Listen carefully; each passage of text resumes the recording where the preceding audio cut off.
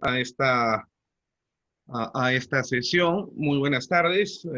Mi afectuoso saludo desde la ciudad de Lima para todos los asistentes y mi agradecimiento al Centro de Formación y Capacitación CEFOCAP de Ayacucho, que como siempre eh, nos, eh, nos honra mucho con las invitaciones que nos hace para poder participar en estas actividades de capacitación. Bien, esta clase es una clase de continuación que iniciamos la semana pasada. La semana pasada tratamos el tema de redacción, que básicamente estaba vinculada con una adecuada forma de redacción de los documentos oficiales, ¿no? Eh, y habíamos señalado de que no solamente era un tema de exquisitez lingüística o de refinamiento propio de algún tipo de representación aristocrática de alguna persona que pretendiese utilizar un lenguaje, como a veces se le dice para tratar de descalificarlo, rebuscado. No hay lenguaje rebuscado. Lo que pasa es de que cuando se utilizan los términos técnicos adecuados y necesarios para poder comunicarse de manera correcta, este lenguaje pues no es un lenguaje de uso común y cotidiano, y entonces causa incomprensión, ¿no? Y que en el peor de los casos termina produciendo hasta, digamos, incomunicación. Sin embargo, ¿no? Fuera de las actitudes que sí evidentemente pueden presentarse en algunas personas que tratan de utilizar cierta forma de lenguaje para humillar a otros, ¿no? En el campo del conocimiento científico, el uso del lenguaje preciso, técnico y exacto no tiene esa connotación, ¿no? Sino tiene una connotación de tipo epistemológico. A esto se debe sumar el hecho de que el lenguaje que nosotros utilizamos, ya sea el oral, como lo estoy haciendo en este momento, el lenguaje oral o el lenguaje escrito, ¿no? Dentro de unos minutos vamos a utilizar algunas diapositivas donde vamos a requerir necesariamente del lenguaje escrito, ¿no? Sea oral o escrito, el lenguaje no es otra cosa más que la materialización de nuestros pensamientos, ¿correcto? Nosotros somos seres racionales, los animales humanos son animales racionales, aunque Giovanni Sartori con mucha agudeza había venido a señalar ya desde el año 97 que cada vez somos menos Homo sapiens y nos estamos convirtiendo en Homo videns, es decir, seres que solamente ven. Y aunque en el final de su vida, en una entrevista última que él dio en el año 2016, Sartori muere en 18, Giovanni Sartori es el politólogo, el filósofo de la política más connotado del mundo, ¿no? Fallecido en 2018, hace 2 años atrás. Y en 2016 había señalado que el ser humano ya no solamente eh, prácticamente se encontraba en un camino de caída libre, ¿no? De un descenso del Homo sapiens pasando por el Homo videns, solamente vemos, lo cual se manifiesta en estos últimos acontecimientos, ¿no? La gente movilizada, ¿no?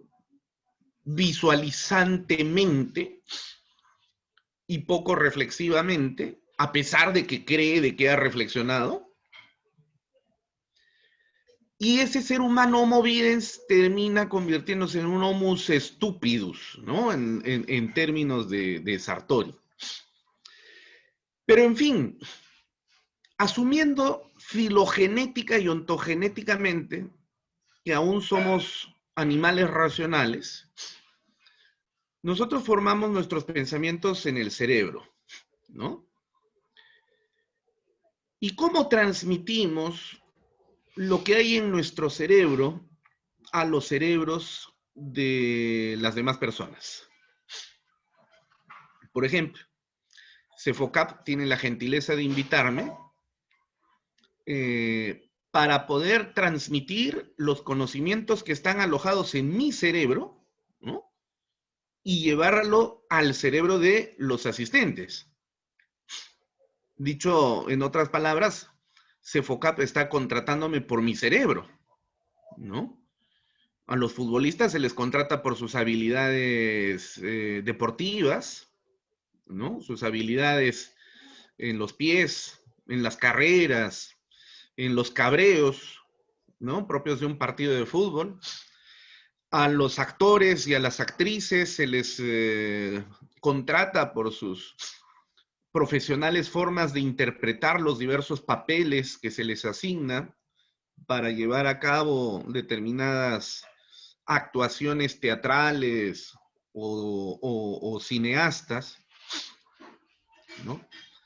Cada uno tiene diversas, al abogado se le contrata pues por sus conocimientos también, ¿no? En buena cuenta se le está contratando por sus, se le está contratando a su cerebro, ¿no? Y en este caso, que estoy asumiendo el rol de profesor, de docente, Cefocap me contrata por los conocimientos que están alojados en mi cerebro, ¿no? Que muchos, pocos o medianos son los conocimientos que me pide Cefocap que yo los transmita a ustedes. Entonces, siendo ello así, la pregunta es, ¿y cómo transmitimos los seres humanos estos conocimientos, estos pensamientos, estas ideas que están aquí en el cerebro al resto de las personas? Y eso es algo que también hacen ustedes en su momento determinado, ¿no? ¿Cómo transmitir el pensamiento que tenemos alojado en la mente, ¿no? Al resto de personas? Entonces, la única forma que tenemos para poder hacerlo, dado el hecho de que nosotros no tenemos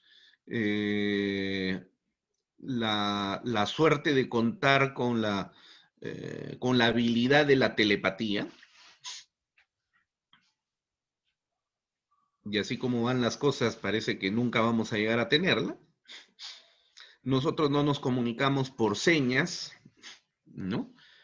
Sino más bien, al contrario, lo que hacemos es utilizar el lenguaje para materializar el pensamiento.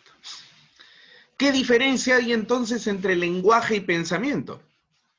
Desde el punto de vista ontológico no existe ninguna diferencia, porque el lenguaje tiene por contenido al pensamiento.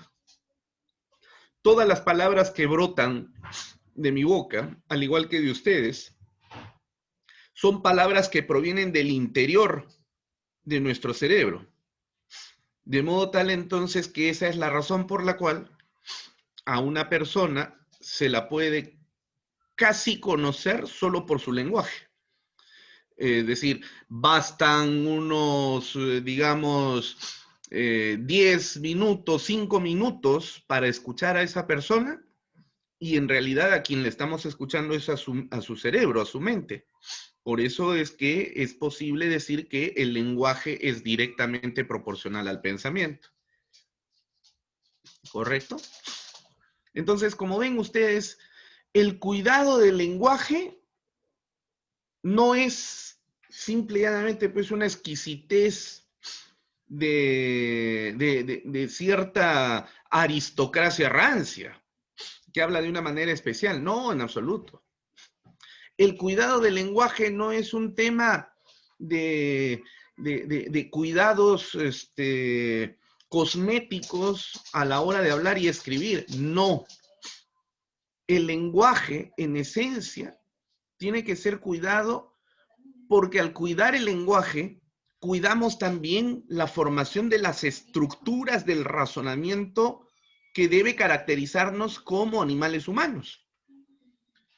De ahí precisamente la preocupación de los semiotas, de los semiólogos y de los filólogos cuando se implementa vía decreto, lo cual es un absurdo desde ya, el uso de un pseudolenguaje llamado lenguaje inclusivo. No existe tal lenguaje inclusivo. Esa no es otra cosa más que la expresión de un fraseoclasismo. El fraseoclasta es la persona que destruye el lenguaje. Y al destruir el lenguaje, no solamente destruimos nuestro lenguaje, sino destruimos las estructuras lógicas del razonamiento. Es decir, lejos de fortalecer las estructuras lógicas del razonamiento, lo que hacemos es debilitarlas. Con lo cual, Sartori tiene toda la razón cuando señala que el hombre progresivamente se está convirtiendo en un homo stupidus, porque está debilitando las estructuras de su razonamiento lógico. Expresiones tales como, por ejemplo, a ver, el día de hoy ha salido publicada una relación de las personas que están pasando a la siguiente etapa de evaluación en el concurso para asumir la jefatura de control interno del Poder Judicial y del Ministerio Público. Y en un documento oficial dice así el título: la jefe, jefa. La jefe, jefa. Eso es un absurdo total, ¿no? Porque el lenguaje castellano, como cualquier otro lenguaje del mundo, es desde ya inclusivo. O sea, basta decir el jefe y esa expresión ya está incluyendo a varones y a mujeres. Así de simple y sencillo. Y eso permite precisamente el reforzamiento de nuestras estructuras de razonamiento porque pensamos en ese sentido justamente inclusivo. Pero cuando se utiliza el, la, los, las, hay una ley que acaba de salir en beneficio de las trabajadoras del hogar.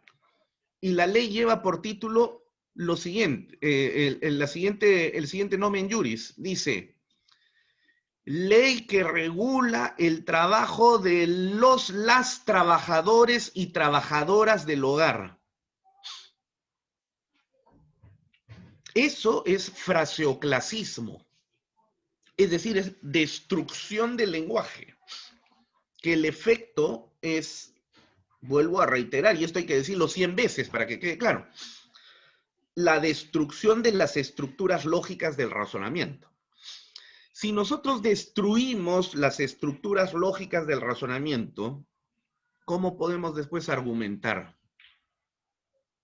¿Qué argumento vamos a presentar? Ejemplo, esta semana que está terminando el día de hoy, el día martes, un colega nuestro, abogado, reconocido aquí en Lima, denunció a través de sus redes sociales que un fiscal había dado una conferencia vía Zoom, como suele darse ahora las conferencias, por lo menos en este momento histórico que estamos viviendo, sobre el tema de las máximas de la experiencia, que como ustedes saben, forma parte integrante de los denominados criterios o reglas de la sana crítica, ¿no? Y denunciaba entonces este colega que el fiscal que había dado la conferencia había utilizado en sus diapositivas exactamente las mismas diapositivas que este colega, que es profesor universitario, había utilizado en anteriores conferencias. O sea, dicho de otra manera, le había plagiado, ¿no? Y no lo había citado, ¿no? Porque cuando uno coge sin citar algún material bibliográfico, a eso se le llama plagio. Independientemente de que constituya o no delito, el acto pues es absolutamente inmoral. Pero claro, en una sociedad relativista como esta, eso que interesa, ¿no? Y salió entonces el fiscal a pretender argumentar la justificación de su acción. Y en una escueta publicación dijo él que reconocía que en efecto había utilizado el material bibliográfico de este colega abogado y señalaba, ¿no?, fíjense, que por la premura del tiempo no había podido citarlo, ¿no? Y ya con eso justificó todo. Por la premura del tiempo. Yo me pregunto si por la premura del tiempo no habrá mandado a la cárcel a quien no debía mandar a la cárcel y habrá permitido que salga de la cárcel quien debería haber quedado en la cárcel, ¿no? La pregunta es, ¿ese es un argumento? Es decir, que por la premura del tiempo, lo cual puede ser cierto, ¿no? Que yo dudo, ¿no? Puede ser cierto, pero dudo, ¿no? Conocedor de la realidad, ¿no? La pregunta es, por más cierta que fuera esa explicación, que dudo, repito, a eso le podemos llamar un argumento. Es decir, presentar como justificación de una acción que por la premura del tiempo no pude citarlo. Ese es un argumento. Lo único que está revelando este caballero, que trabaja como fiscal en el Distrito Judicial de Ica, es su absoluta incapacidad para dos cosas. Primero, capacidad para poder crear su propio material de trabajo. Es decir, si pretende tener la condición de docente para enseñar, ¿no? Tiene que estudiar y tiene que preparar su propio material. Eso es lo que hacemos los profesores. Ese es nuestro trabajo. Entonces nosotros no andamos plagiando para poder presentárselo al resto de personas. Pero este señor plagió justamente demostrando con ello incapacidad para poder crear su propio material de trabajo. Y segundo, justamente porque demuestra tener incapacidad para poder elaborar un material de análisis científico, en este caso procesal penal, se explica porque tiene la incapacidad para poder argumentar siquiera ese plagio.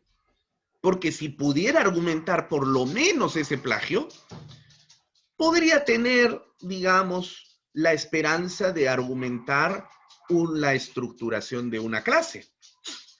Pero evidentemente no posee ni lo uno ni lo otro. Entonces, por eso es tan importante el lenguaje. ¿No? Por eso es tan importante el lenguaje. El lenguaje revela a la persona. El lenguaje nos da a conocer a la persona, ¿no? Mientras más estúpido sea el lenguaje, pues eso solamente revela el nivel de estulticia que se encuentra alojada en su mente, en su cerebro. Entonces, de ahí la importancia, ¿no?, del cuidado del lenguaje. No es un tema de exquisitez, no es un tema de que carambas, total me entienden y ya, con eso basta. ¿No? No se puede tener un lenguaje WhatsApp, ¿no? Es decir, donde se violan todas las reglas ortográficas, justamente porque cada vez la humanidad es más imbécil, ¿no? Estoy utilizando estas palabras no en sentido peyorativo, sino en el sentido psiquiátrico del término.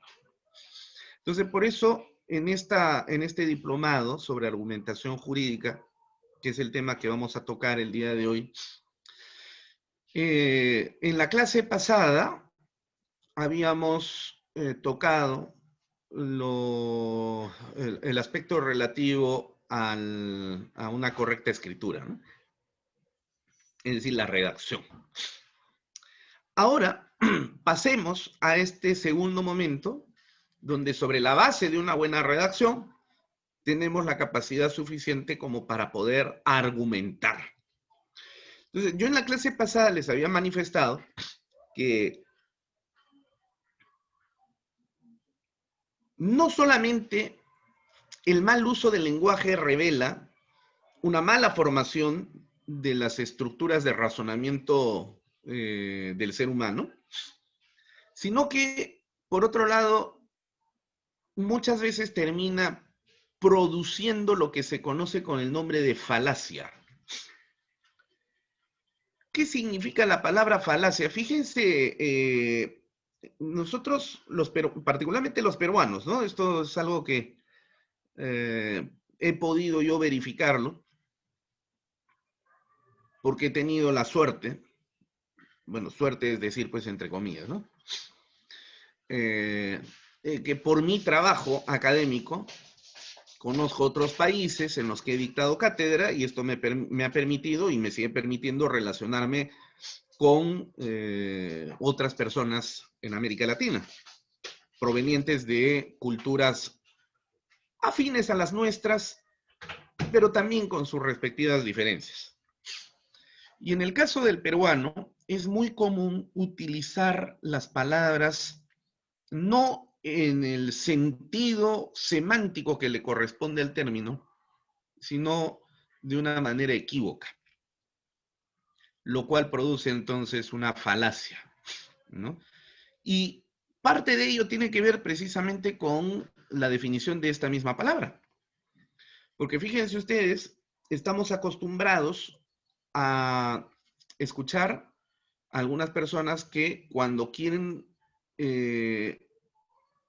referirse a una persona que ha dado una manifestación falsa o mentirosa, dicen de esa persona, esta persona está introduciendo una falacia, como si la palabra falacia fuera sinónimo de falsedad o de mentira, lo cual no es cierto.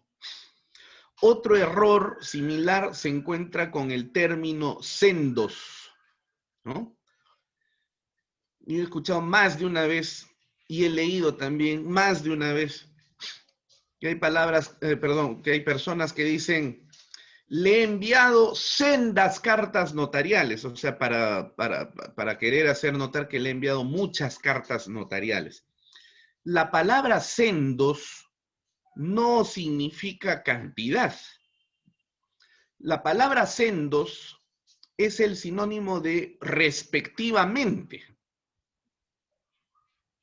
Sendos es el sinónimo de respectivo o respectivamente.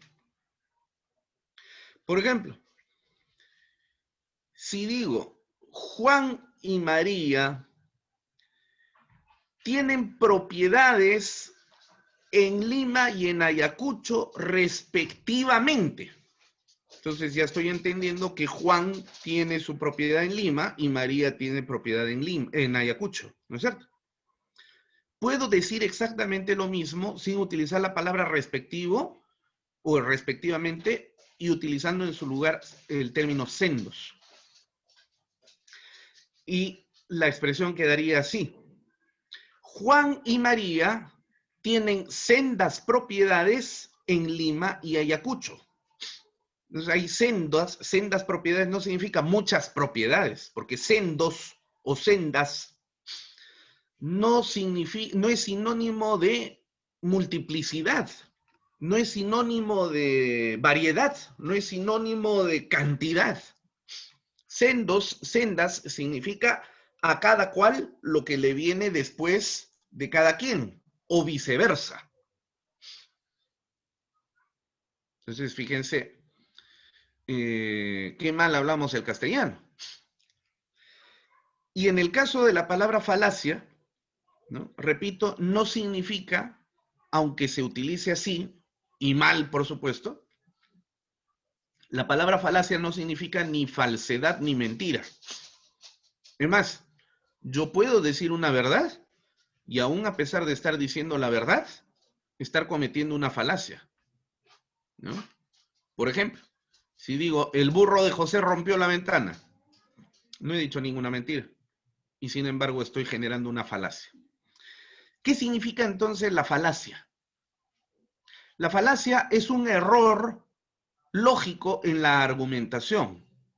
La falacia es un razonamiento lógicamente incorrecto. Por eso se dice que es un error en la argumentación, porque es un razonamiento lógicamente incorrecto. Entonces, repito, no es ni falsedad, no es sinónimo de falsedad, ni tampoco de mentira. Porque, repito, o reitero, yo puedo decir una verdad y aún así estar cometiendo una falacia, ¿no? Entonces, eso lesiona nuestra argumentación y por ello es necesario que conozcamos ¿Dónde se generan esas falacias y cómo podríamos evitarlas? ¿Ok? Así que entonces vamos ahora al uso de las diapositivas. Las falacias.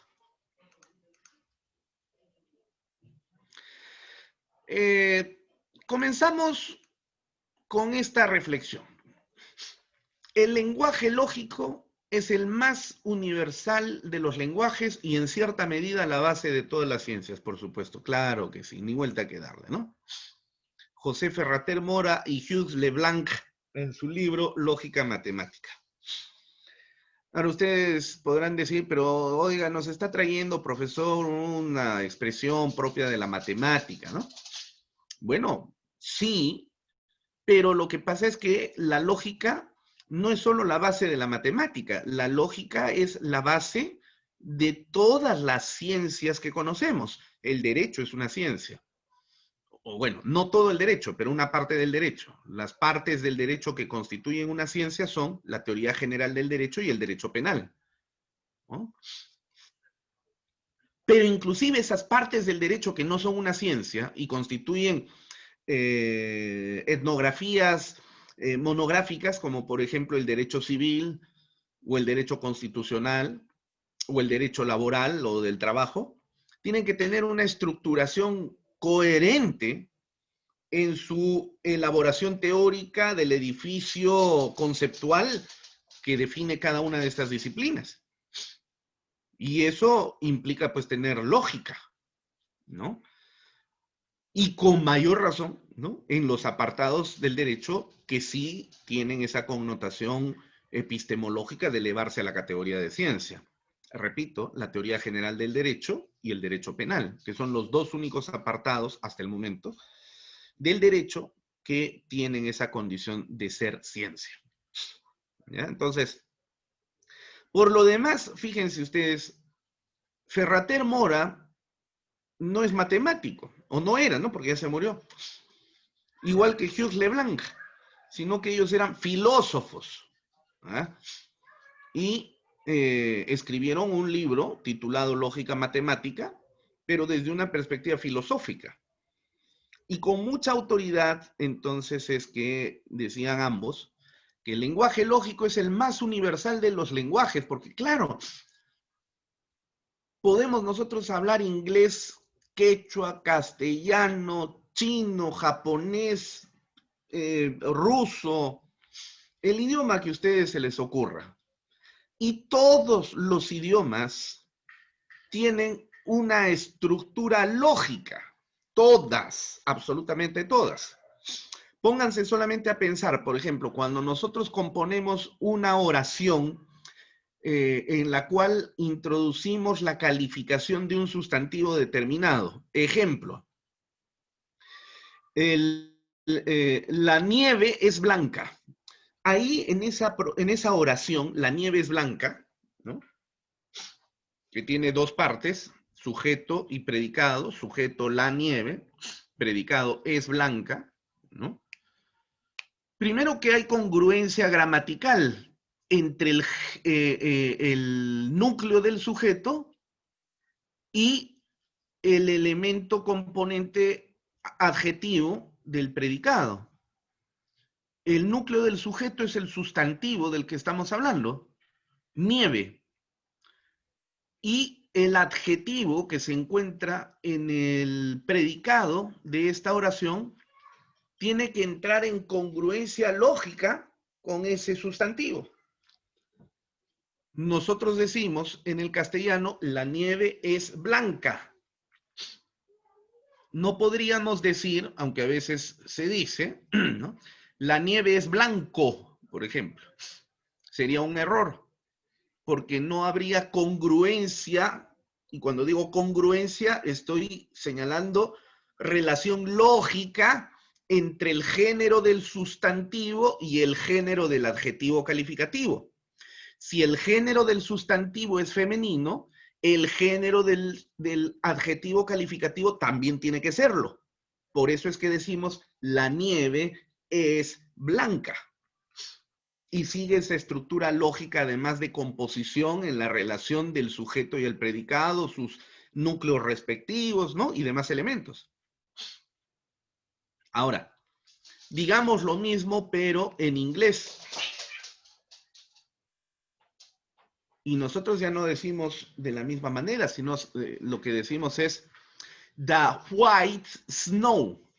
Fíjense que primero va el adjetivo calificativo y después el sustantivo. Pero eso responde a una lógica de la cosmovisión del mundo anglosajón. Sea cual fuere el idioma que nosotros hablemos, todos los idiomas tienen una estructura lógica. Todos. Salvo la estupidez esta del llamado lenguaje inclusivo, que repito, no es ni lenguaje, porque es fraseoclasismo, es decir, destrucción del lenguaje, y no es inclusivo, porque ya el lenguaje castellano, como todos los demás lenguajes del mundo, son inclusivos. No hay ningún lenguaje que sea exclusivo, todos son inclusivos, todos incluyen. Por eso no hay necesidad que diga yo al presentarme, buenas tardes con todos y con todas. Basta con decir buenas tardes con todos, porque ya en esa expresión estoy incluyendo a varones y mujeres. La lógica que subyace a esa manifestación lingüística es una lógica inclusiva.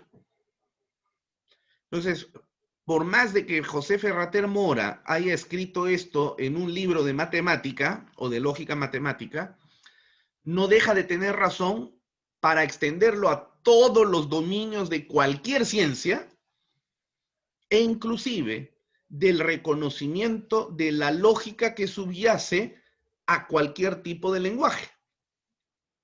El lenguaje lógico es el más universal de los lenguajes. Muy bien. ¿Qué es la falacia? La falacia, mis estimados compañeros de estudios, permítanme definirme así.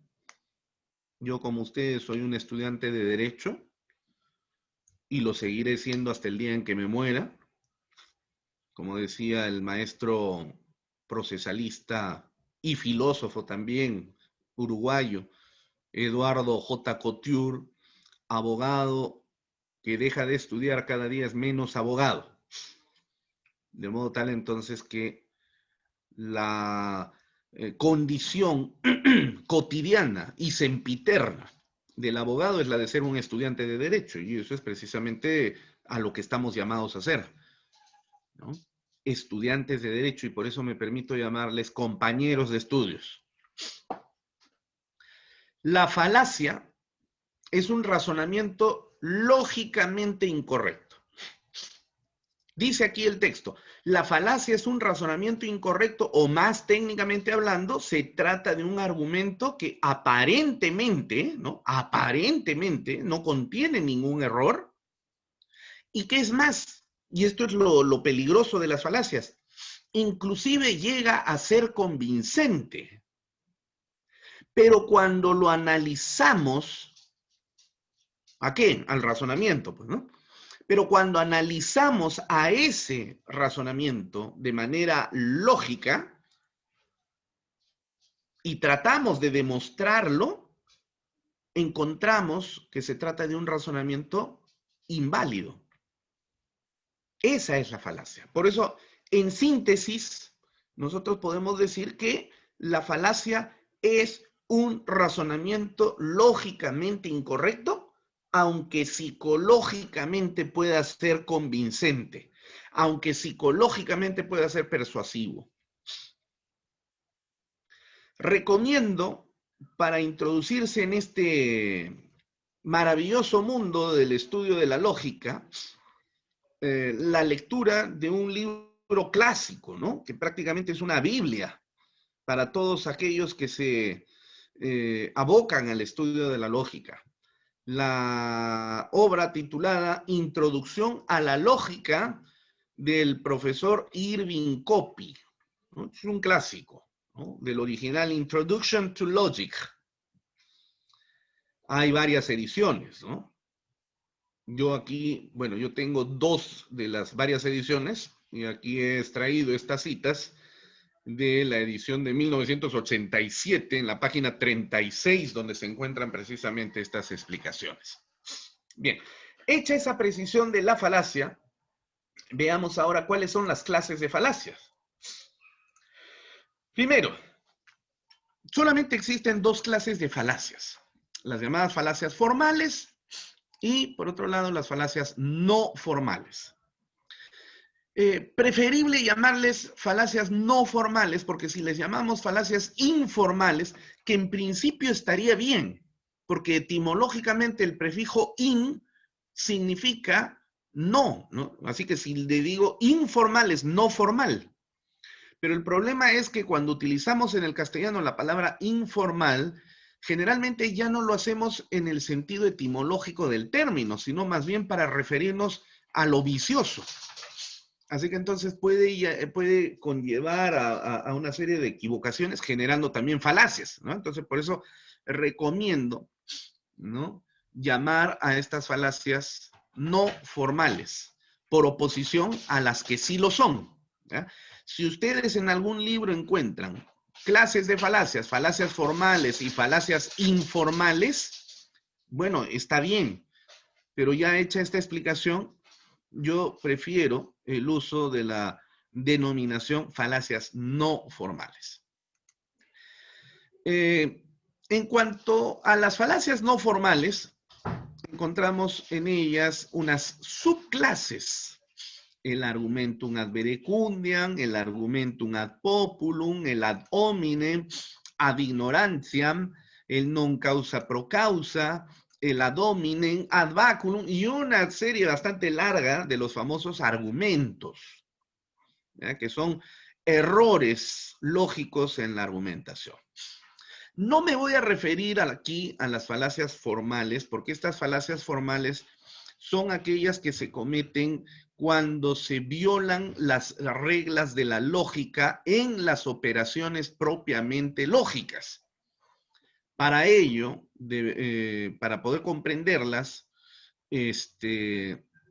tendríamos que hacer todo un curso de lógica y operacionalización lógica, ¿no?, cosa que no podemos hacer aquí en estas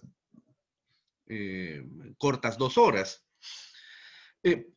Además, dado el hecho de que son falacias que se cometen en el ámbito de la estructuración algorítmica lógica, es algo que no suele suceder en el derecho.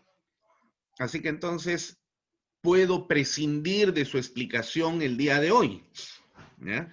Hay otras que sí se pueden utilizar, ¿no?, pero otras no. Entonces, por el tiempo que no tenemos, porque tendríamos que hacer todo un curso de lógica para la comprensión de estas falacias formales, y porque, por otro lado, no se aplican en el campo del derecho, generalmente, lo que sí sucede con las falacias no formales, entonces prescindo de la explicación de las falacias formales y me abocaré a la explicación de las falacias no formales. Fuera de esas falacias, también hay algunas otras que se integran de acuerdo a la diversidad de autores que ustedes puedan encontrar. Y en este plano encontramos a las famosas falacias de ambigüedad. Ahí tenemos varias, pero aquí yo voy a citar 3 de esas falacias. El equívoco, ¿no? Por ejemplo, si tengo yo la premisa Dios es amor y luego la premisa el amor es ciego, fíjense, si hago una relación entre estas 2 premisas, que son falsas en todo caso, o es una falsa relación de premisas, Dios es amor y el amor es ciego, ¿qué voy a concluir? Que por lo tanto, pues Dios es ciego, ¿no? Este es el ejemplo clásico de una falacia del equívoco, porque se está utilizando un mismo término, pero en contextos diferentes a nivel de lo que vendrían a ser las premisas, ¿no? Y eso me va a arrojar entonces una conclusión también equívoca. Es decir, un razonamiento falaz, o sea, un razonamiento lógicamente incorrecto, por la ambigüedad de los términos que se han utilizado como término medio entre las premisas, en este caso amor. Otro ejemplo similar podría ser el siguiente. El congresista Pérez es un zorro. Si yo digo el congresista Pérez es un zorro, estoy queriendo manifestar metafóricamente que el congresista Pérez es un hombre astuto, ¿no es cierto? Un hombre hábil, ¿eh? Hasta cierto punto taimado, ¿no? Pero eso es lo que estamos manifestando. Ahora, si digo, el congresista Pérez es un zorro, y luego como premisa segunda, digo la siguiente expresión, los zorros apestan, entonces, ¿cuál va a ser la conclusión? Si el congresista Pérez es un zorro y los zorros apestan, entonces mi conclusión va a ser que el congresista Pérez apesta, ¿no? He aquí otro ejemplo de la falacia del equívoco, ¿no? Cometida porque estoy utilizando un mismo término, en este caso el término zorro, ¿no?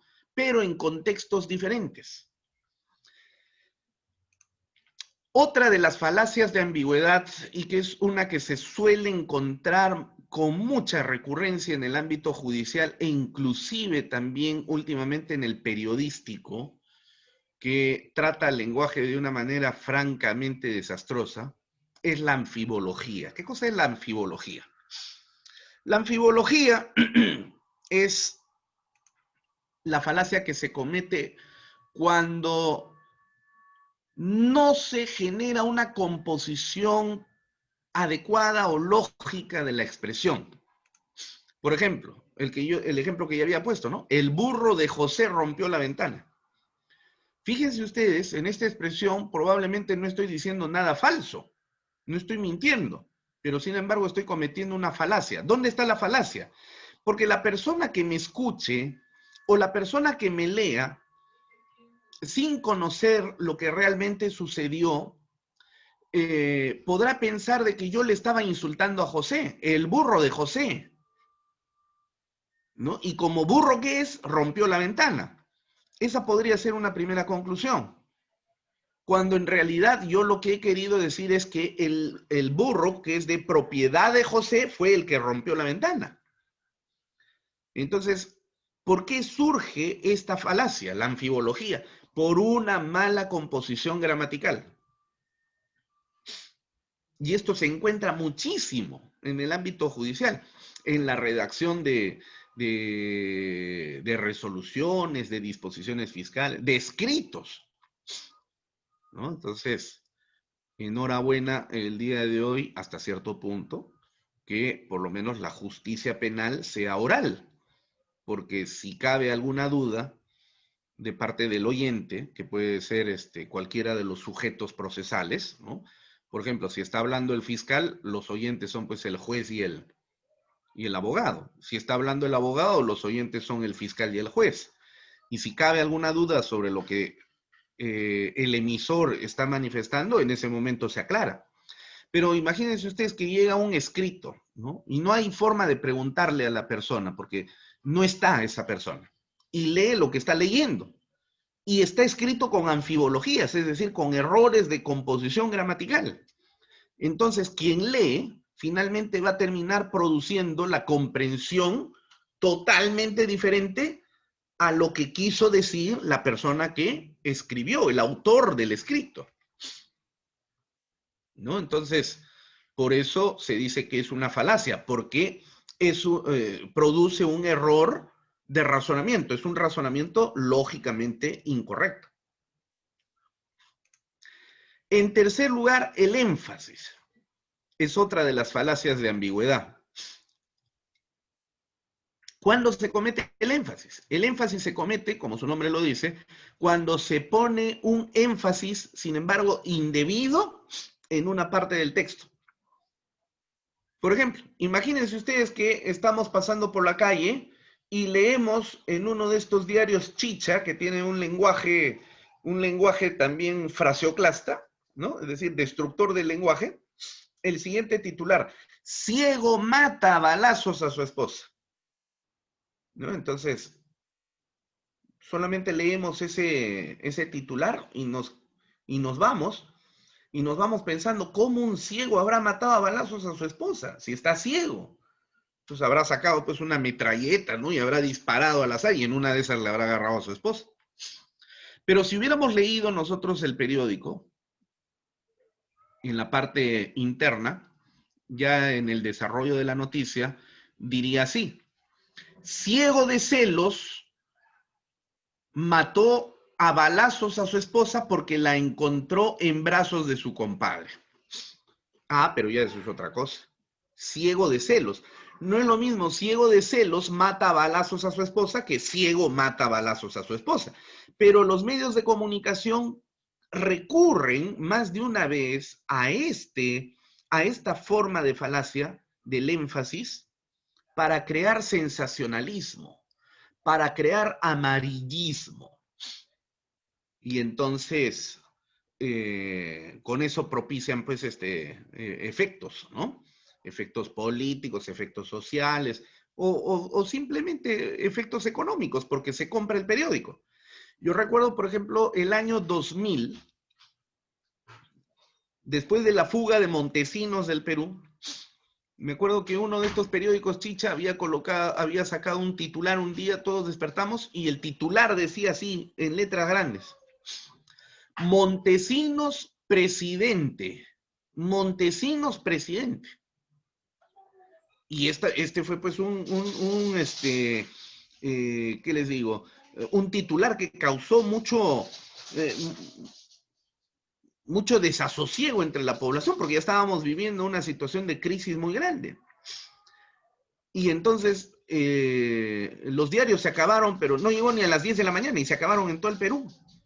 Pero claro, lógico, después de haber comprado el diario y uno leía la parte interna, la noticia era la siguiente: Montesinos resultó elegido presidente de su mesa de sufragio, lo cual sucedió, ¿eh?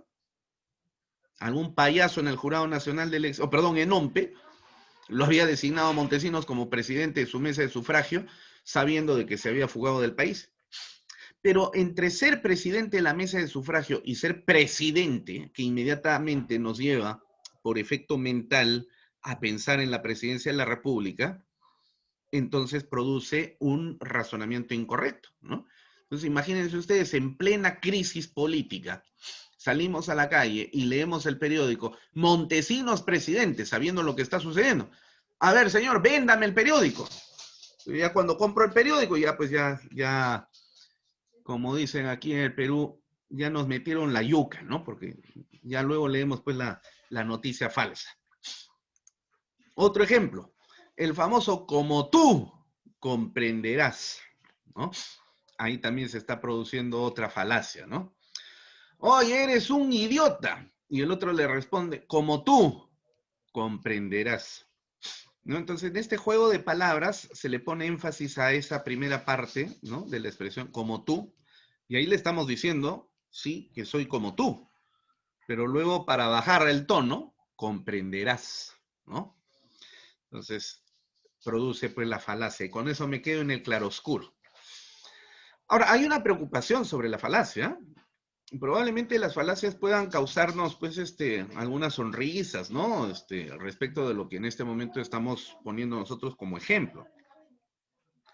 Pero ya no nos vamos a reír tanto cuando nosotros seamos conscientes, y podemos serlo en este momento, de que las falacias generalmente no se cometen por error, sino se cometen a propósito, justamente para producir el efecto de un razonamiento lógicamente inválido que convenga a quien está transmitiendo el mensaje.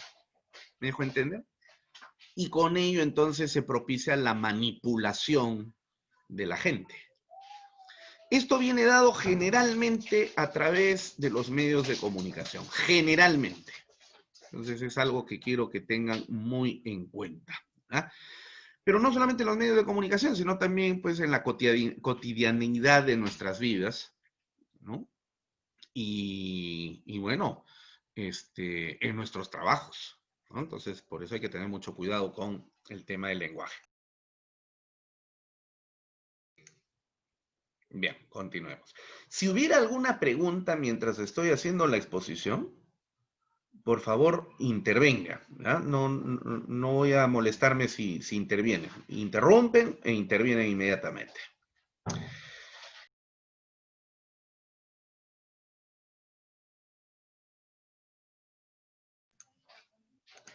Bien.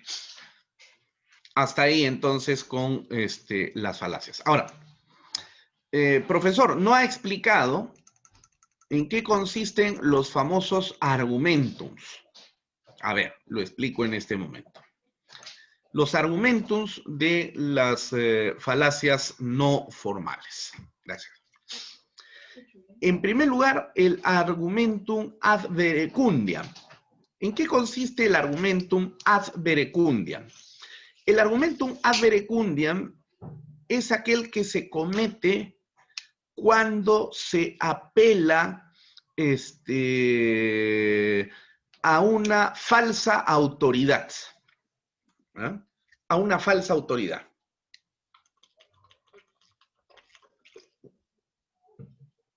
Ejemplo. Dos personas conversan, dos personas provenientes de cierto sector social, lamentablemente no cultivado, es decir, no correctamente educado, ¿no? Y más bien deprimido, que siempre son los que sufren los efectos de los platos rotos. Y entonces comentan y dicen, oye, qué desgraciados esos congresistas, ¿no? Han hecho un golpe de Estado, lo han votado al presidente y han colocado a otro corrupto, ¿no? Y la otra persona le dice, sí, pues, pero ¿cómo sabes tú que ese es un golpe de Estado? Porque están diciendo también que eso es un procedimiento legal. No, le dice el otro, eso es un golpe de Estado. Sí, pero ¿cómo estás seguro? Es que yo he visto en el Facebook un vídeo donde Gianmarco habla sobre el tema, ¿no? Entonces, como Gianmarco lo dice, Gianmarco pues es un hombre instruido, ¿no? Entonces él debe no, pues si lo dice Gianmarco, ya pues sí, no cabe en la menor duda, ¿no? Efectivamente, esto ha sido un golpe de Estado. Muy bien. Bueno, el señor Gianmarco goza de todo mi respeto como músico, como cantautor, como compositor. Pero el señor Gianmarco no es jurista, no es politólogo y sabe tanto de derecho como la señora Susy Díaz de física nuclear. Su indignación es legítima, la hago mía. Pero el señor Gianmarco, por más indignado que pueda estar, no puede hacer calificaciones respecto de temas que desconoce, o para ser más preciso, no puede hacer calificaciones jurídicas sin tener el mínimo conocimiento de lo que implica un proceso de transición constitucional o inconstitucional de la magistratura de la presidencia de la República. Pero fíjense ustedes cómo se produce la falacia, ¿no? Y justamente por eso se llama argumentum ad verecundiam, es decir, es el argumento de la apelación a la falsa autoridad. O sea, le reconocen a Gianmarco una autoridad que no posee, o en todo caso, la traslapan, porque el señor Gianmarco Siñago es una autoridad en la música.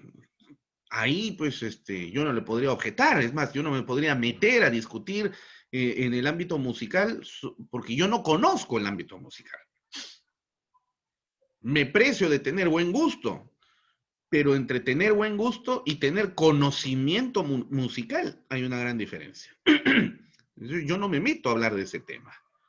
Sin embargo, el señor Gianmarco sí lo puede hacer porque es una autoridad musical.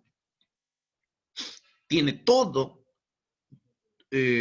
a favor para poder hablar críticamente sobre la música. Si él hace algún tipo de calificación sobre lo aberrante que puede resultar el reggaetón, yo le creo, porque él tiene autoridad para poder hablar sobre el particular, porque está hablando de lo que él conoce, en lo que él es experto. Pero cuando el señor Gianmarco emite un juicio jurídico sin tener conocimiento mínimo siquiera para poder hacerlo, entonces ahí está cometiendo él una falacia forzada, ¿no? Y la gente le cree, porque le reconoce a través de su autoridad musical una extensión de la misma que la convierte en una sugestión psicológica de masas, con la cual entonces finalmente se termina creyendo a quien, sin tener el mérito para poder decirlo, ha hecho una afirmación de algo que no conoce. Yo decía hace unos minutos atrás, el peligro de las falacias radica justamente no en el hecho de que se cometa solo por error, ¿no? Por falta de cuidado en nuestro lenguaje, que sí, ¿no? Sí, a veces se cometen falacias por el descuido que tenemos nosotros al hablar o al escribir. Pero generalmente las falacias se cometen porque hay una manipulación detrás de la emisión del mensaje, de la emisión de la información, cuyo objetivo es precisamente inducir a la persona en generar un razonamiento lógicamente incorrecto. Pero es tan persuasivo que tiene el efecto de credibilidad, ¿no? Entonces, una característica de estas falacias no formales, de los denominados argumentum, es su alto grado de sugestión, ¿no? Su alto grado de aparente verosimilitud, cuando en realidad no la tienen. ¿Ya? Y de eso se valen y aprovechan quienes saben manejar pues, los medios de comunicación, ¿no? Entonces, argumentum ad verecundiam, cuando se apela a una falsa autoridad.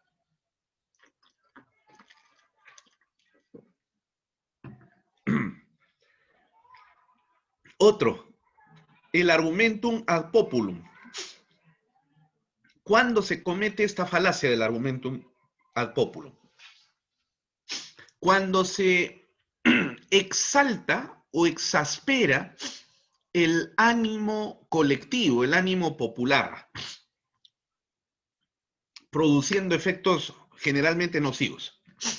Ejemplo, imagínense ustedes de que estuviéramos viviendo en un universo paralelo, ¿ya? Por lo menos la semana pasada. Y jugamos con Chile en un partido de fútbol de eliminatorias ya para ir al Mundial de Qatar 2022. Y estamos jugando en el en el Estadio Nacional de Chile. En ese mundo paralelo no hay pandemia, así que la gente puede ir al estadio, a avivar a sus equipos. Entonces, como es en el Estadio Nacional del Chile, el estadio está repleto.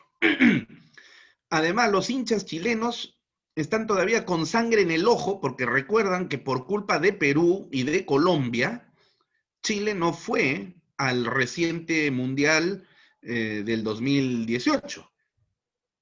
Así que entonces esperan una goleada para darle una lección al equipo peruano. Y como siempre, hay patriotas, ¿no?, que van a hacer barra, por más que sean 5 gatos, a la selección peruana. Así que entonces, ahí en un espacito pequeño, alrededor de unos 300 hinchas, con su camiseta de blanquirroja, su bandera peruana, en un estadio que alberga a 60,000 personas, y el estadio está reventando, pero solamente hay 300 peruanos. El resto todos son chilenos. Comienza el partido. Y entonces, a los 5 minutos, Perú anota el primer gol. ¡Gol! El estadio en silencio, pero la barra peruana está saltando de alegría. 5 minutos. Continúa el partido, se empieza a poner un poco más áspero, ¿no? 15 minutos después, gol nuevamente Perú. Perú vuelve a anotar un gol 2-0. Y entonces ya las cosas se empiezan a calentar muchísimo más, ¿no? La barra peruana pues está sumamente feliz, ¿no? Y de repente dentro de los gritos y los cánticos futbolísticos empiezan a saltar ahí dentro de la barra peruana y empiezan a corear el siguiente canto. El que nos salta es chileno, el que nos salta es chileno, el que nos salta es chileno. Y por supuesto todos los peruanos tienen que empezar a saltar. Pero en el medio de la barra ven a alguien que no salta. Y entonces alguien se percata y dicen, oye, hay uno que no está saltando, es un infiltrado, que la llueva. Y le empiezan a caer botellazos, golpes, puntapiés, lo masacran. Y el pobre termina herido. Porque todos han respondido en ese momento, ¿no? ¿Cómo es posible? Somos peruanos, estamos aquí vivando al Perú, hemos levantado el espíritu colectivo popular del Perú y aquí hay un infiltrado. Y ya lo masacraron. El problema es de que este afectado no era chileno, sino más bien era peruano.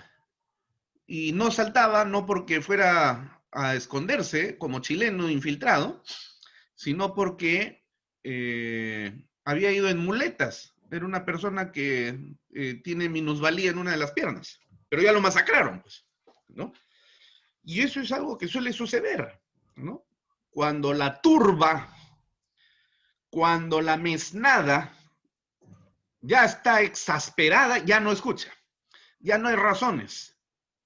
Aflora inmediatamente el instinto, ¿no? El sentimiento, la pasión.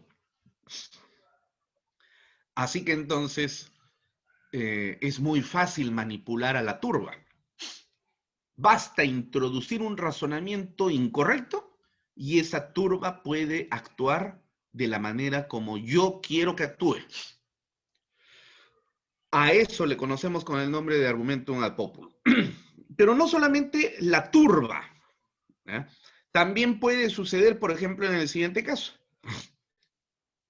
Ustedes se han dado cuenta de que todas las propagandas que vemos en televisión que promocionan cervezas, en todas las propagandas, quienes beben siempre son jóvenes, apuestos, chicas apuestas. Da la sensación de que beber esa cerveza nos convierte en ese tipo de personas, ¿no? Entonces, los publicistas saben perfectamente que para poder promocionar la venta de sus cervezas, tienen que movilizar a través del uso de la imagen cierto estereotipo que le gusta o le gustaría ser al público receptor para poder generar en él un cierto tipo de razonamiento que termine llamándolo a comprar esa cerveza. Ese es el objetivo, ¿no? Y para eso se introduce una falacia, y es una falacia de movilización de lo visual, ¿ya? Esto puede ser mejor explicado en el ámbito de la psicología de masas. Es esa la razón por la cual, por ejemplo, Coca-Cola tiene la plena seguridad, y lo dicen así, ¿no? La empresa transnacional Coca-Cola. Coca-Cola no vende un producto. Coca-Cola vende una marca.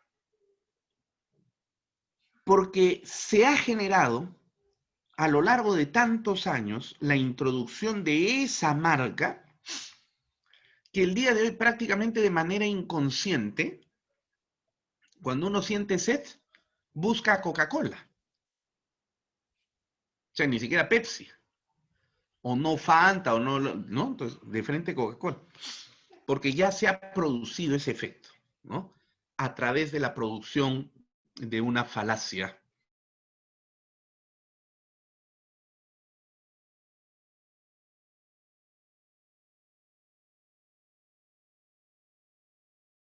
En el ámbito político. Imagínense cómo se puede utilizar esta falacia para el ámbito periodístico o para el ámbito judicial.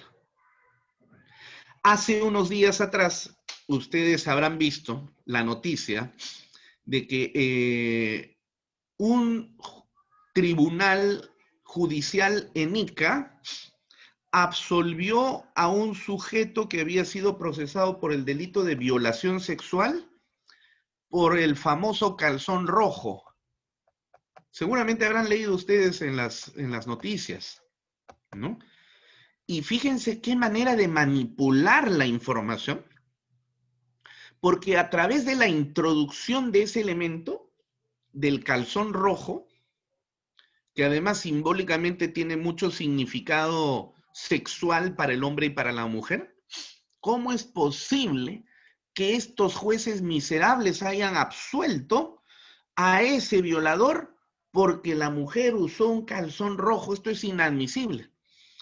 Bueno, pregunta, ¿alguien leyó la sentencia?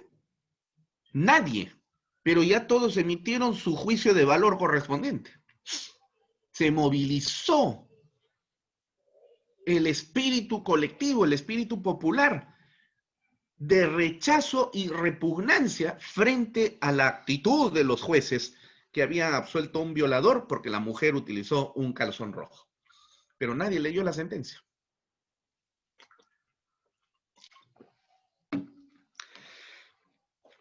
Yo les recomiendo que la lean, o que en todo caso busquen ustedes en el Facebook de uno de los juristas que se ha especializado en estos últimos años en materia de delitos de género, mal llamados de género, porque el género no existe, pero bueno, ya se les conoce así, el profesor Juan Carlos Portugal. Búsquenlo ustedes en su Facebook y ahí van a encontrar las explicaciones al detalle, sentencia en mano, de por qué es que esa sentencia, más allá de que nos guste o no la decisión, desde el punto de vista jurídico, está bien construida, porque recurre a la famosa técnica de la libre valoración de la prueba por las reglas de la sana crítica, las máximas de la experiencia. Entonces, búsquenlo y ustedes mismos, después de haberlo escuchado, saquen sus conclusiones. Pero qué curioso, ¿no? Y esto es algo de movilización, pues, ¿no? Incentivamos el odio, incentivamos la rabia, despertamos la cólera, que sabemos que podemos despertarla, y lo hacemos bien, y la gente emite un juicio de valor de manera automática, sin haberse dado el tiempo necesario como para buscar esa sentencia y analizarla. Y ojo, yo he visto de propios colegas abogados, fiscales, que escribían en el WhatsApp, en los grupos de WhatsApp a los que pertenecemos y decían horrorizados, ¡qué horror! ¡Qué clase de jueces! Pero nadie buscó la sentencia. Esa es la falacia del argumentum ad populum. Mucho cuidado con ello. Siguiente, el argumentum ad hominem. ¿En qué consiste la falacia del argumentum ad hominem? Esta falacia se comete cuando se pretende descalificar a la persona para poder luego traer el efecto de la descalificación de su argumento, lo cual es incorrecto. Lo cual es incorrecto. Voy a poner un ejemplo. A ver. Y esto es algo que ha sucedido también en estos últimos días, ¿no?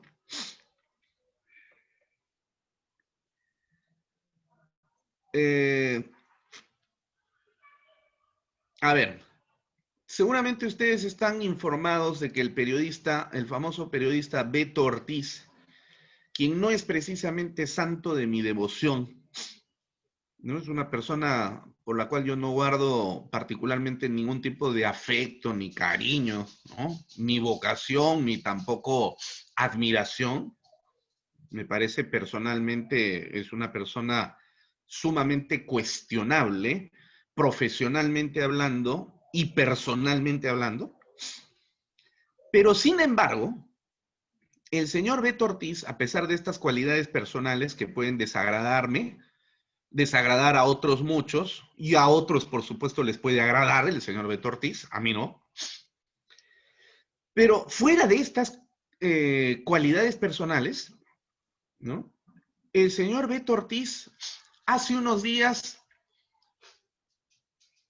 se desgañitó a través del Twitter señalando de que no había habido ningún golpe de Estado en la designación del señor Merino de Lama como sucesor presidencial tras la destitución del vacado presidente Vizcarra. Y entonces, ¿qué hicieron para tratar de...? Y bueno, dio los argumentos, ¿no? Y lo explicó. Curioso, en un periodista que por lo general utiliza el micrófono como cuchillo de ejecuciones en camal, ¿no? Pero este periodista se informó de lo que establece la Constitución Política del Estado sobre el particular y él presentó sus argumentos y estaba rebatiendo uno a uno los argumentos que señalaban que el Congreso de la República había cometido un golpe de Estado al designar al señor Merino de Lama. Y él decía no, y lo explicaba aquí y allá con el argumento, y su argumento era tan potente, tan cierto, tan articulado, que entonces comenzaron a atacarlo. ¿Y cómo lo atacaban? Pedófilo, homosexual, invertido. Y finalmente le cerraron la cuenta. Entonces, ahí se comete precisamente la falacia, ¿no? Oye, Beto Ortiz ha dicho que no ha habido golpe de Estado y ha presentado toda su argumentación correspondiente sobre el particular. Y otra persona puede decir, ¿cómo le vas a creer a ese pedófilo? ¿Cómo le vas a creer a ese homosexual si es un asco como persona? Entonces, fíjense, la descalificación está yendo contra él. Pero yo no estoy hablando de Beto Ortiz. Yo no estoy defendiendo a Beto Ortiz. De lo que estamos hablando es del argumento de Beto Ortiz, que son dos cosas diferentes. Beto Ortiz, persona, y el argumento de Beto Ortiz. Lo que quiero decir es, no importa quién diga la verdad, porque la verdad al final es única. Y nosotros lo que tenemos que analizar es el argumento y no quien lo dice.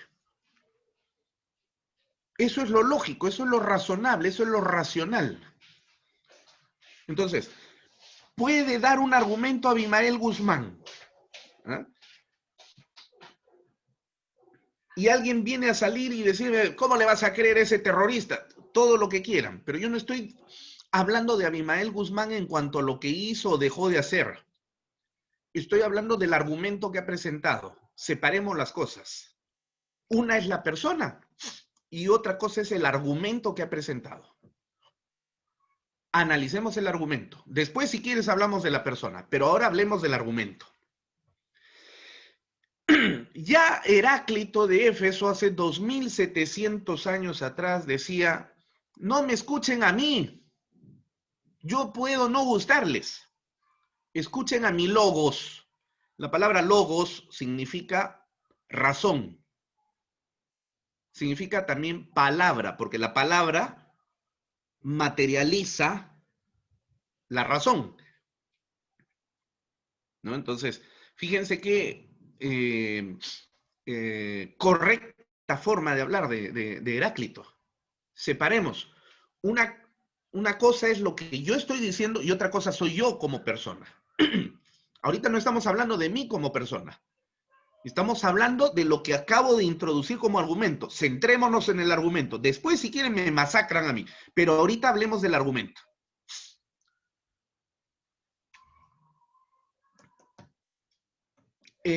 Si estuviéramos en juicio y, por ejemplo, el fiscal quiere desacreditar a mi testigo, porque mi testigo es alcohólico, porque mi testigo es un reconocido estafador o lo que fuere, yo inmediatamente tengo que objetar. Objeción, porque está introduciendo falacias en su discurso.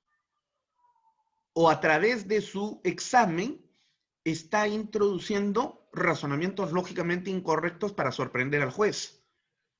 Y a eso es a lo que se conoce con el nombre de argumentum ad hominem. Esto hay que tenerlo muy presente, por favor. La horda generalizada, porque la estupidez se ha masificado, ¿no? Y la estupidez pues es pandémica, ¿no? Y mucho más efectiva que el coronavirus. El coronavirus todavía pues se demora en llegar, ¿no? Pero la estupidez es de acción inmediata, ¿no? No entra por la boca, no entra por la nariz, por la respiración, sino que la estupidez entra por los ojos y directamente al cerebro, ¿no?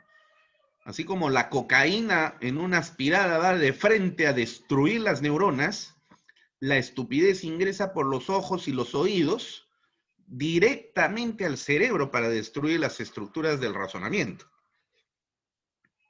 Y luego pues ya tenemos el efecto de un mundo estupidizado, ¿no? Entonces, como la estupidez está generalizada y sobre todo se ha esparcido con la globalización, fíjense ustedes, las redes sociales tienen buenas cosas y tienen malas cosas. Yo personalmente no tengo redes sociales. Si ustedes me buscan en Facebook, no me van a encontrar. Si me buscan en Twitter, no me van a encontrar. Hace unos días atrás me decía una amiga, yo creo que los que no tienen redes sociales es porque algo esconden. Fíjense qué manera de razonar, ¿no? Fíjense qué manera de razonar. O sea, ella parte de una premisa, de que las personas tenemos el deber de publicar nuestra vida a través de redes sociales. Y si no cumplimos con ese deber, o sea, si no tenemos redes sociales, entonces estamos ocultando algo. Fíjense el error de razonamiento, ¿eh? Pero eso es un razonamiento generalizado, porque esto no solamente se lo he escuchado a esta amiga mía, a quien le hice notar el error de su razonamiento, sino yo ya lo había escuchado hasta en 3 oportunidades anteriores a otras personas, ¿no? Yo no tengo redes sociales porque me parece que las redes sociales, sobre todo el Facebook, es el invento que ha terminado por coronar el hedonismo humano, ¿no? El ser humano se ha vuelto tan hedonista y tan narcisista que el día de hoy ya no concibe vivir si es que no se fotografía cada 3 segundos y sube esas fotografías para que el resto del planeta Tierra lo vea. Pero lo más importante es verse a sí mismo siendo visto por otros. Cómo le encanta eso, le regocija al ser humano, ¿no? Entonces el Facebook es el invento que ha coronado, ¿no? El hedonismo y el narcisismo. exhibicionista, además, del ser humano. Yo no tengo esa vocación, no me gusta, por eso no tengo Facebook. Por otro lado, en el Facebook, todo el mundo comenta de lo que no sabe. Si hay que hablar de física nuclear, todos son físicos nucleares. Si hay que hablar de política, todos son politólogos. Si hay que hablar de biología molecular, todos son biólogos moleculares. Si hay que hablar de fútbol, todos son estrategas futbolísticos. Todo el mundo habla de todo lo que desconoce, pero habla. A mí me parece que una de las cosas más insoportables en la vida es tener que aguantar a la gente escupir inepcias, es decir, hablar de lo que no saben.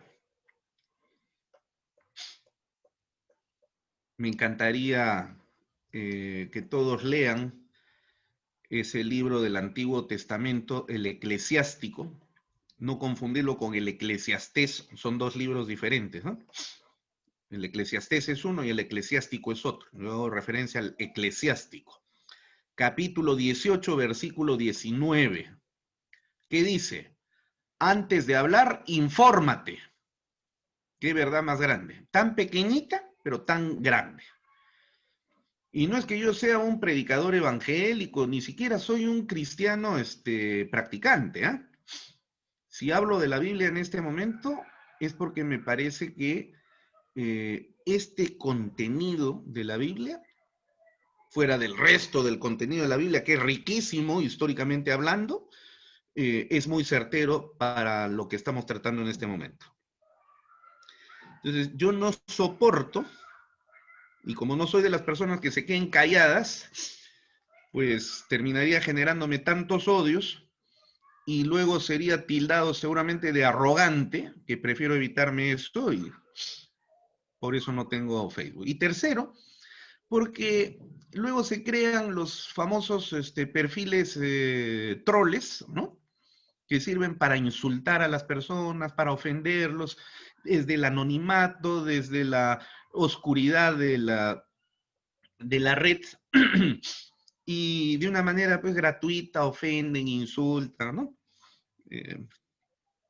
Entonces, yo no tengo por eso precisamente redes sociales.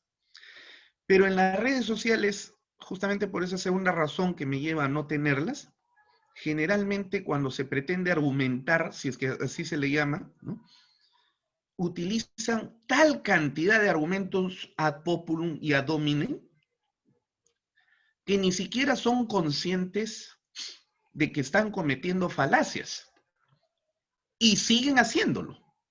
Y lejos de colaborar con llevar luz a la discusión de lo que fuere, ya sea de fútbol, ya sea de política, ya sea de gastronomía, de lo que fuere.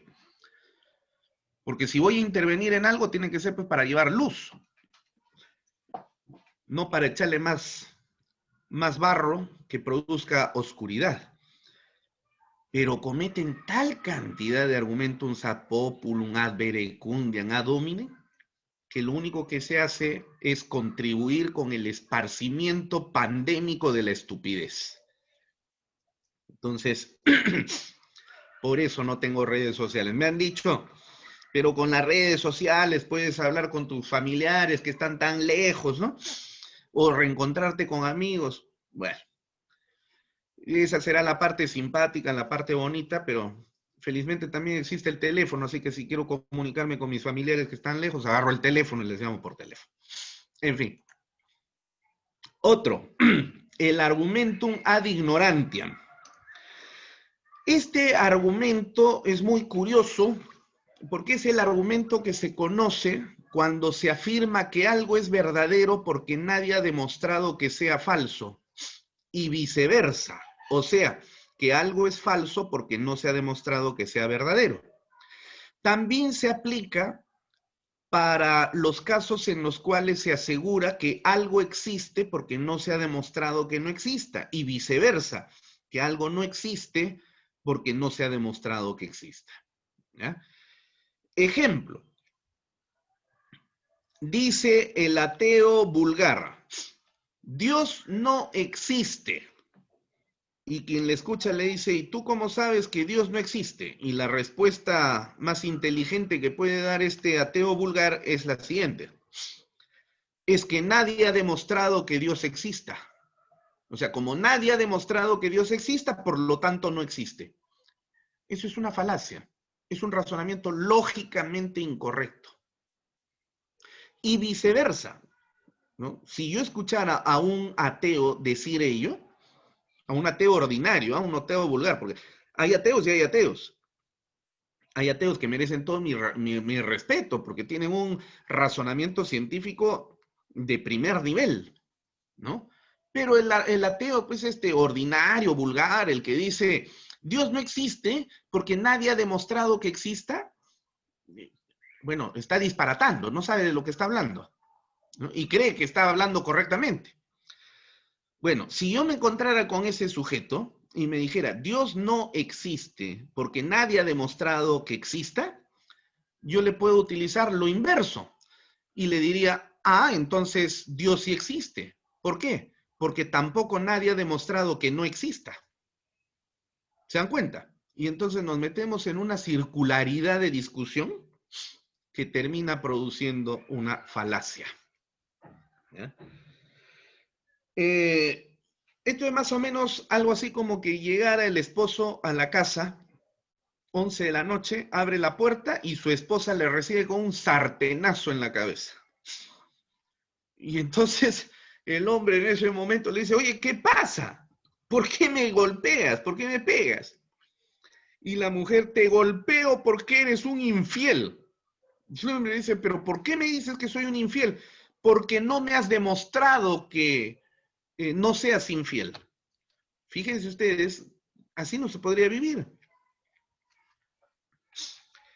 Ese es el argumentum ad ignorantiam. El siguiente, el argumentum non causa pro causa. ¿En qué consiste este argumentum non causa pro causa? Es el argumento que se comete cuando se le atribuye a un fenómeno una causa que no corresponde o una causa falsa. Esta es la razón por la cual este argumentum también es conocido con el nombre de el argumento de la causa falsa. Como ustedes saben, todo lo que acontece en la realidad es consecuencia del proceso de la ley de causalidad. Todo lo que hay es en efecto, y como todo efecto proviene de una causa, entonces es lógico razonar que todo lo que acontece tiene una causa, ¿no? Por ejemplo, ustedes están escuchándome en este momento en efecto, ¿no? ¿Por qué? Hay una causa. ¿Cuál es esa causa? Pues decidieron estar ustedes aquí escuchándome, ¿no? O decidieron participar de este diplomado y por eso se matricularon en él. O creyeron de que yo podía colaborar y contribuir en la reflexión de ustedes para poder formar o contribuir y colaborar en la formación profesional de ustedes. O sea, hay varias causas, ¿no? Y todas esas causas producen este efecto. El estar presente el día de hoy en esta clase. Pero ¿qué pasa cuando a un fenómeno determinado le atribuimos una causa falsa? Ahí cometemos la falacia. ¿Cuándo sucede eso? Generalmente con las supersticiones. O sea, este argumento se comete fundamentalmente a raíz de las supersticiones, ¿ya? Imagínense ustedes que todos perteneciéramos a una, no sé, a una universidad, ¿eh? Somos estudiantes, yo soy profesor y ustedes son los estudiantes de la universidad Tupac Amaru primero. Y esta semana estamos de aniversario. Vamos a cumplir 246 años de fundación de nuestra histórica Universidad Túpac Amaru I. ¿Listo? Entonces, como todos los años, vamos a hacer la comparsa en las calles, vamos a sacar nuestros carros alegóricos, vamos a movilizar a los estudiantes, pero con la particularidad de que el espectáculo no solamente en estos últimos años ha radicado en la exhibición de los carros alegóricos, sino de nuestra mascota, la mascota de la universidad. ¿Y cuál es la mascota de la universidad? La mascota de nuestra universidad es un gato gordo, no al que colocaron como premier la semana pasada, sino un gato de verdad, un gato gordo. Un gato tan gordo, ¿no? Y además de pelaje anaranjado, que por esa razón le pusimos como nombre Garfield. ¿Ya? Y el gato vive en la casa del rector, ¿no? Tiene toda una historia este gato, llegó a la universidad, nadie sabe de dónde, se encariñó, los estudiantes le empezaron a alimentar, a llevar su comida, engordó, y entonces pasó a convertirse en el gato de la universidad. Y entonces, durante estos últimos 7, 8 años, el gato ha desfilado adelante, abriendo siempre la comparsa. Magnífico. Entonces, resulta, sin embargo, de que estamos en este momento en clases, en aula, y de repente tocan la puerta, y es el decano de nuestra facultad de Derecho. Ingresa, pide permiso al profesor para dirigirse a los estudiantes, y con el rostro compungido,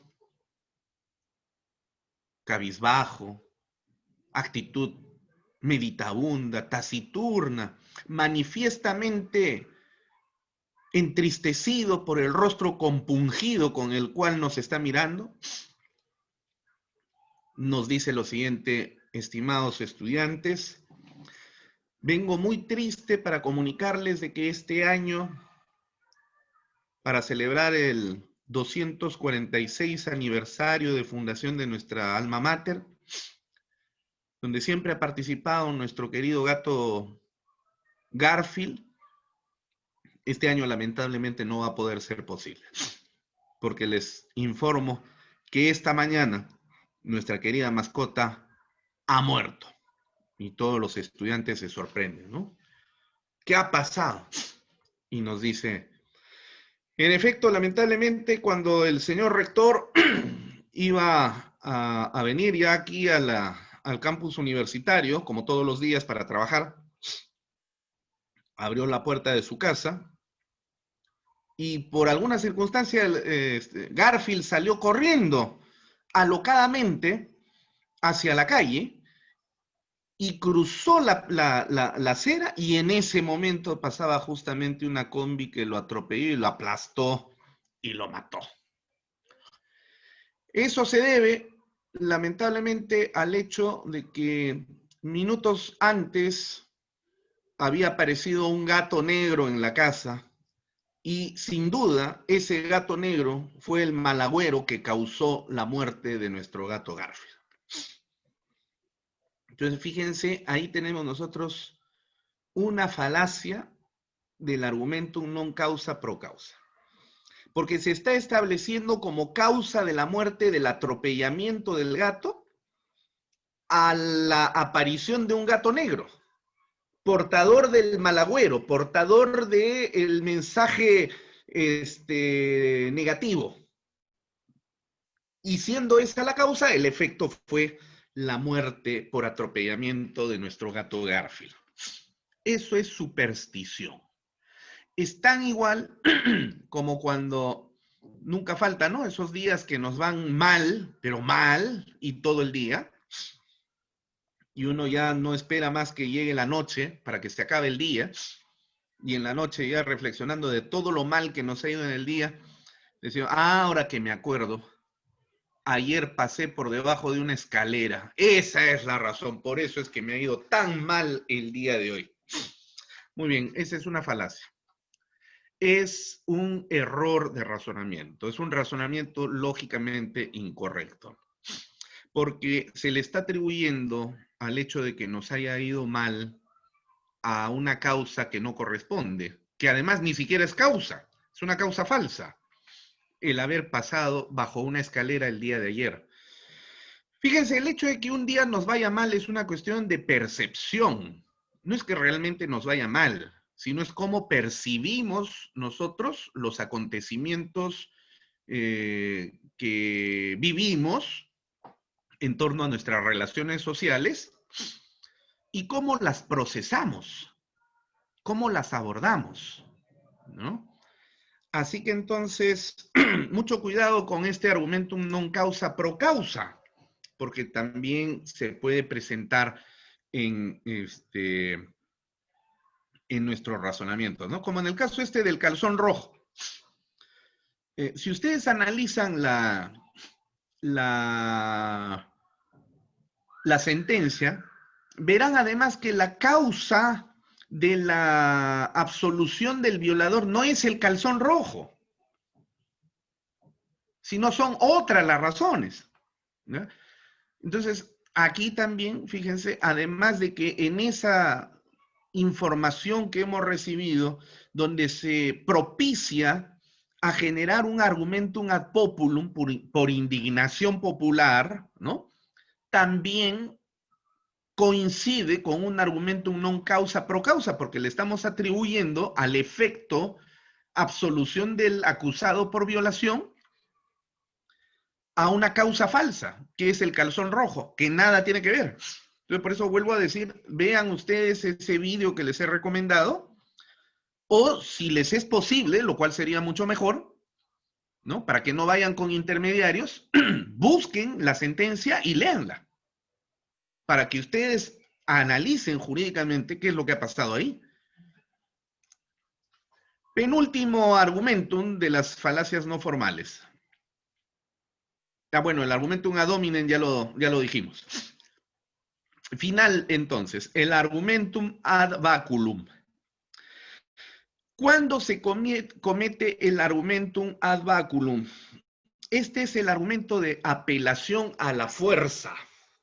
¿En qué consiste el argumento de apelación a la fuerza? Como su mismo nombre lo dice, este razonamiento lógicamente incorrecto se produce cuando el emisor amenaza con recurrir al uso de la fuerza para lograr un efecto determinado. Ejemplo, la mujer que es golpeada por su cónyuge todos los fines de semana porque el cónyuge llega borracho, ¿no? Viernes jurídico, borracho. Sábado cura cabeza, borracho, ¿no? Y cada vez que llega, los 2 días de la semana borracho, golpea por una u otra razón a su esposa. Y su esposa sumisa no quiere denunciarlo. Dice, no, ¿cómo le voy a hacer daño a mi esposo? Él es el padre de mis hijos. Además, no es su culpa. Está borracho. ¿Qué voy a hacer? ¿No? Bueno, 1000 pretextos. Pero un día aparece, pues, tan golpeada que las vecinas le dicen, vecina, ya usted no puede permitir que le golpeen así de esa manera, esto es indigno. Pero ¿qué voy a hacer? Pues vecina, dice. Bueno, saque usted energía y fuerza de donde no tenga y cuando este hombre pretenda volverle a golpear, a levantarle la mano, dígale usted, un momentito, si lo vuelves a hacer, voy a llamar al 105 y va a venir la policía. Y va a ver usted cómo se va a frenar este hombre. Le aseguro. En efecto, llega el viernes jurídico. Como es de costumbre, el hombre llega ya más allá de la medianoche, 2 de la mañana en completo estado de ebriedad. Ingresa, la esposa está durmiendo, la levanta de un jalón y le dice, quiero comer, sírveme mi comida. Y ella, pues, en primera instancia, no dice nada, va a la cocina y el hombre va atrás buscándole pleito, ofendiéndola, insultándola. y le dice, y encima tu comida es una porquería, está todo eso, y quiere levantarle la mano en ese momento. Y entonces ella se pone firme y le dice, un momentito, a mí ya no me vuelves a golpear más, porque yo ya me enteré que tengo derechos como mujer y como esposa. Y si me pones la mano, voy a llamar al 105 y va a venir la policía y te va a meter a la cárcel y yo no voy a hacer absolutamente nada para evitarlo. Así que nunca más me vuelvas a pegar porque ahora sí ya estoy informada y protegida. El hombre se sorprende y dentro de su borrachera piensa y dice, carambas, si a esta mujer la golpeo, me voy a meter en un pleito. Y a mí no me conviene, porque yo soy un reconocido abogado aquí en nuestra ciudad. Así que mejor entonces bajo y me evito pleitos. Eso lo está pensando, ¿no? Está razonando. Y entonces le dice a su esposa, está bien, pero por esta vez, y ya no le llama a la policía. ¿Dónde está la falacia ahí? ¿En qué lugar está la falacia?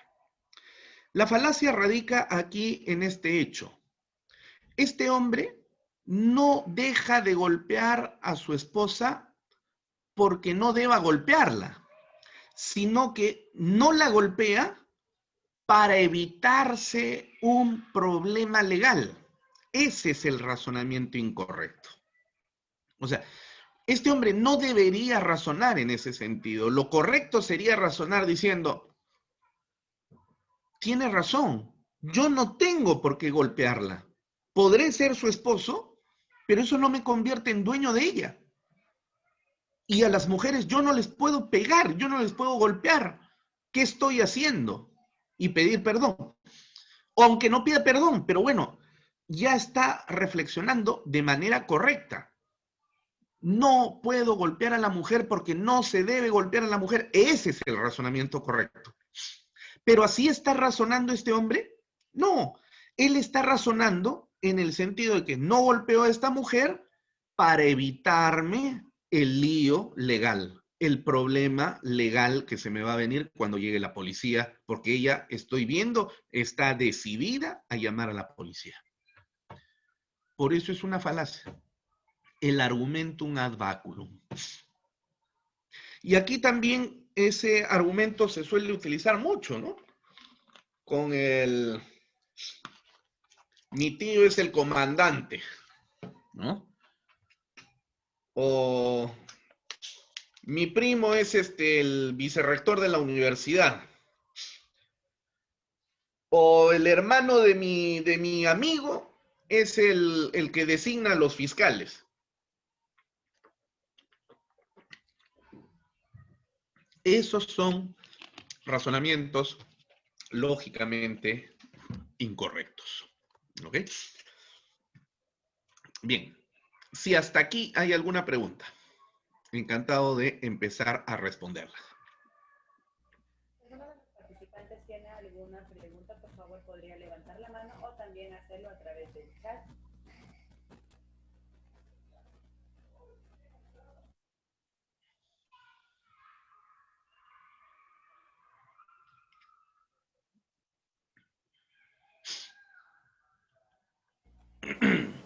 Parece que todos los estudiantes han quedado satisfechos con lo que explicó, doctor.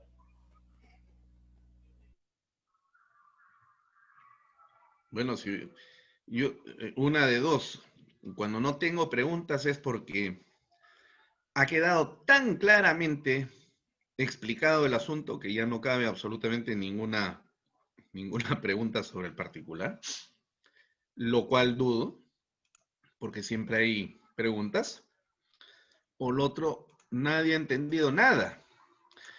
Y eso me preocupa enormemente. Fíjense, suele suceder, ¿no? Y yo he visto cuando en algunas clases de litigación oral, los profesores hablan justamente de la libre valoración de la prueba, ¿no? Y dicen, casi repitiendo la explicación como como un salmo, ¿no? Dicen, este, por la libre valoración, por las reglas de la sana crítica, de la técnica, de la libre valoración, los medios probatorios deben ser sometidos al enjuiciamiento riguroso de las máximas de la experiencia, las leyes de la ciencia y los principios de la lógica, dice, ¿no? Y esto lo recitan así sin más. Comprendido. Y nadie pregunta absolutamente nada. Evidentemente el profesor debe dar por entendido de que todos los asistentes saben qué cosas significan máximas de la experiencia, a qué hace referencia las leyes de la ciencia y cuáles son los principios de la lógica. Que, fíjense ustedes, además está señalado en 3 artículos del Código Procesal Penal, ¿eh? Que lo señalo en este momento.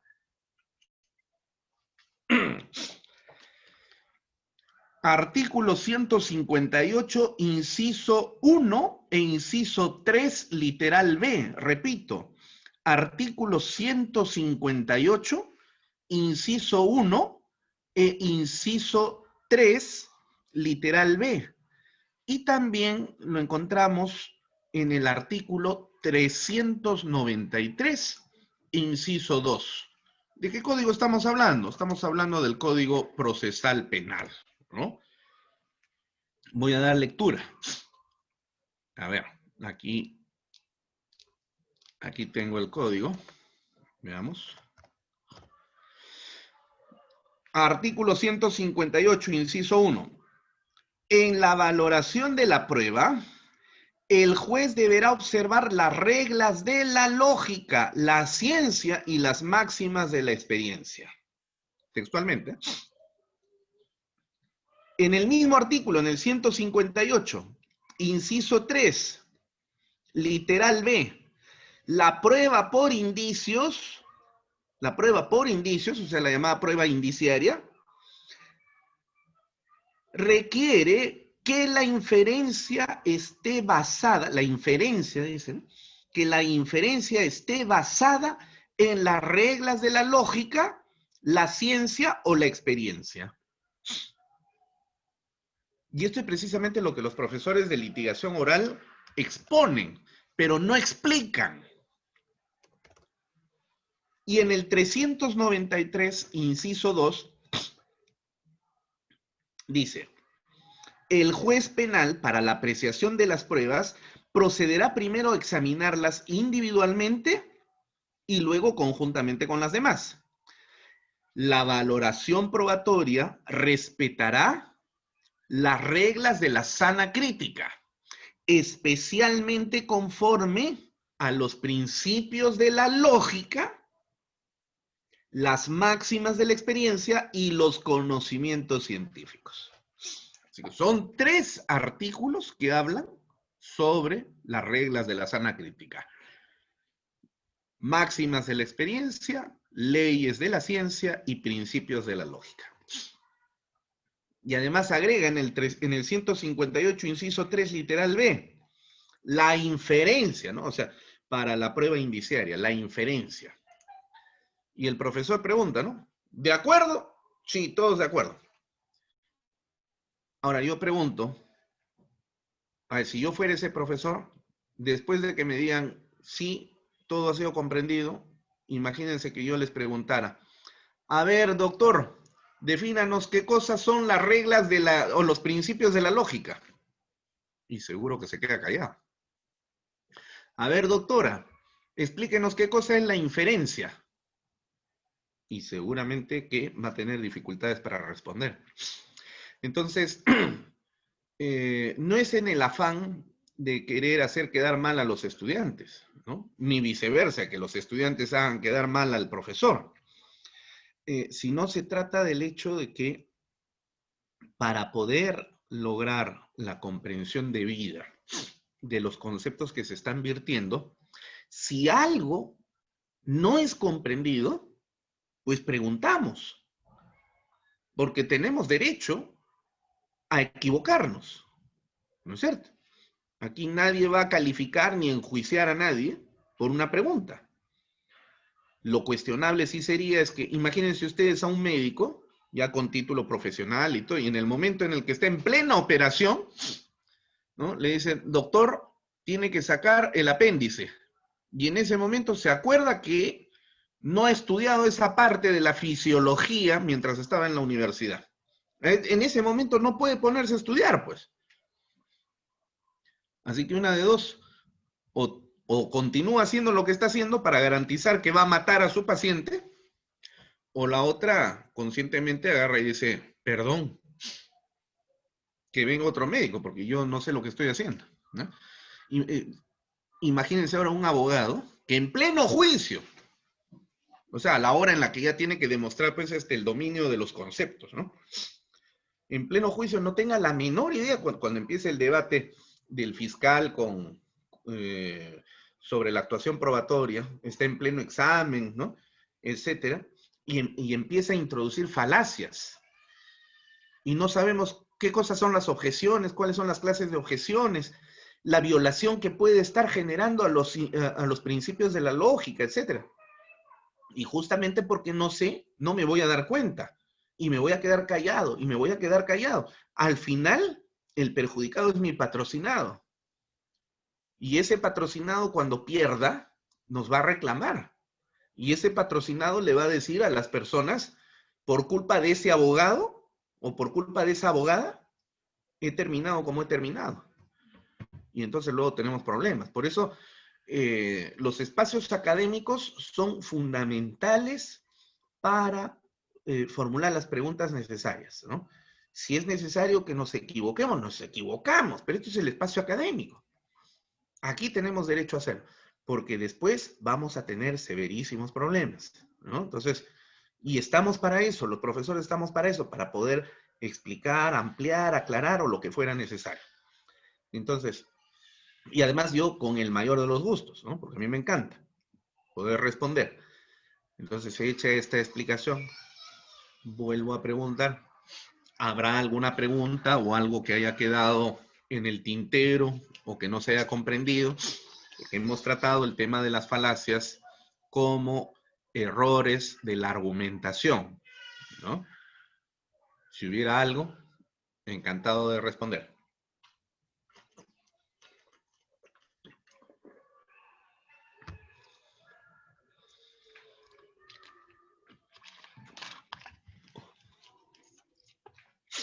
Bueno, debemos asumir entonces de que la clase fue satisfactoria, estimada doctora. Así es, Quedo, estimado quedo doctor. a su, Parece quedo a que su todos los disposición. estudiantes han quedado satisfechos con todos los conocimientos que el día de hoy les será brindado. Bueno, espero que sea así y en cualquier caso siempre a vuestra disposición con el mayor de los gustos. Muchísimas gracias, estimado doctor. Gracias por el tiempo brindado y por sus conocimientos.